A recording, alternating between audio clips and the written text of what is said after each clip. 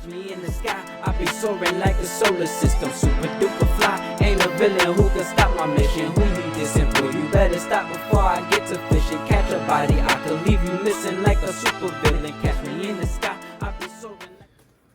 What is up, everybody, and welcome to another episode of Get Your Nerd On. Whoa. Sorry, that's the podcast. Welcome to another episode of Off the Dome with your boy P90 the rapper, and today we are here to talk about SINoALICE Volume 2. The book that just keeps on giving. Manga that keeps on giving. They're all books in a fashion sense, whatever. Anyway, dog. Red Riding Hood, who we last seen destroy Alice's family and just like eat her birthday cake in front of her. We get to see more of her, and we also get to see some great justice for a little bit, in my opinion, except for this one part. I'm not going to say it, that's for the readers to read and find out. But anyway, let's start from the beginning of this. So Alice is in the hospital after being at like the makeshift hospital that Snow had her in, and she's contemplating her life. She's actually about to walk to the roof and just jump off. She's been invited to this death game by the puppets. Farah and hold up, let's see. If I can't get to it in 2 seconds, fuck it. We'll figure out the names later. Listen, they tell us their names in this issue though. But anyway, Alice gets ready to jump off of the roof. Just take a look at these panels. I love them. I love how much words are just spread all over them. It's freaking great. It's dope. It really feels like the mobile game. Because when you enter the mobile game, that's how it feels. It just feels like you have these two puppets that are just chatting at you nonstop, and they're just trying to overwhelm your fucking brain. But Farah and Noya, those are the two puppets. Farah and Noya. And they're telling her about this game. She's about to jump. She's in the air. They froze in and everything, right? And she's about to jump, and they're just telling her. They're just like, yo, listen. So you just enter this death match, and this is how it goes. If you win, you can wish for anything. You can wish for your parents back. They just start shit talking her, telling her how pitiful she is and how much she sucks that she didn't even try and help her parents not die.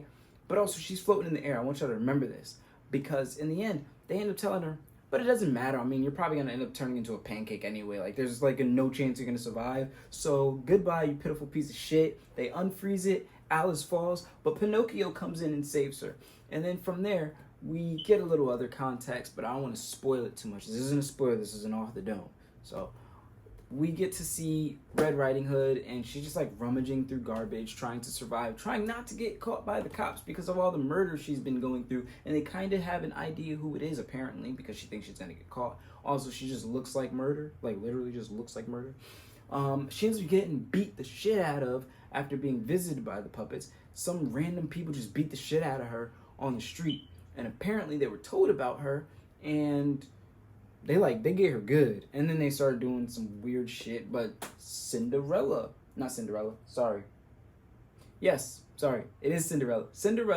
comes, and let's get this straight. I'm sorry, there's so many people in here, but yes, like I said, Cinderella. Look at her. Look at Cinderella. Look at her. She's fucking badass. She's cool. Cinderella comes to the rescue, and she's like, I'm going to save you. I got you. We're gonna get this straight. And she takes her in, feeds her a little bit, and then says, I'm gonna take it to somebody I know who can get your little cuts all checked out and whatnot. And then it's just this book is dope, all right? There's absolutely much more, but I don't want to spoil too much because I really want y'all to read this, and I need you to see the beautiful art in this book. I need you to understand this book is actually progressing very well so far. It's only the second volume, but it's doing wonderful. It's like a magical girl death match. That's what this really is. And there's some random bystanders, but it's dope. Magical girl death match with everyone you love, except for Pinocchio. Pinocchio's a boy, but Pinocchio's like top tier femboy type shit. Like, Pinocchio is the coolest looking motherfucker in this whole thing. I like Alice's outfit, but Pinocchio's dope. You look at Pinocchio, you're like, until I know who you are, I don't know who you are. But you're a really cool looking character. You're like, it's Pinocchio. Then you're like, whoa, Pinocchio's on this femboy shit. Dope. Pinocchio's fucking awesome. Pinocchio thinks that he's fucking useless and shit, but he saved Alice. It's so cool. This thing is great. I think you really, really should read volume 2. If you read volume 1, keep going. This actually is very promising. Actually, it's so promising, I'm giving it a 9 out of 10. Not because I like Yoko Taro, but because it's really good. It's brutal. So if you like some brutal shit, it's great. If you like the feeling of like helplessness and despair, like if you like Madoka Magica, you're probably gonna like this too. You're probably gonna like this too. This is great. This is awesome. Highly, highly, highly recommend this. And I just can't recommend it enough. Read SINoALICE. The book that I give a 9 out of 10. Volume 2 gets a 9 out of 10, specifically. We will be doing Volume 3 at some point.